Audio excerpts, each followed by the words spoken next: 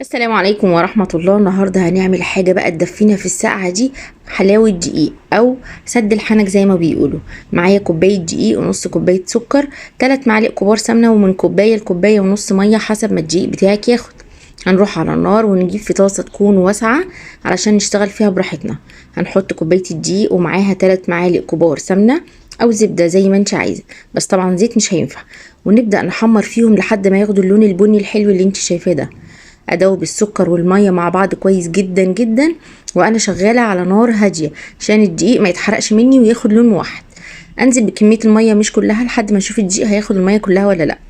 وانا بنزل الميه ابعد ايدي ووشي واخلي بالي، وانا بقلب برضو نفس الحكايه عشان ما تلسعش.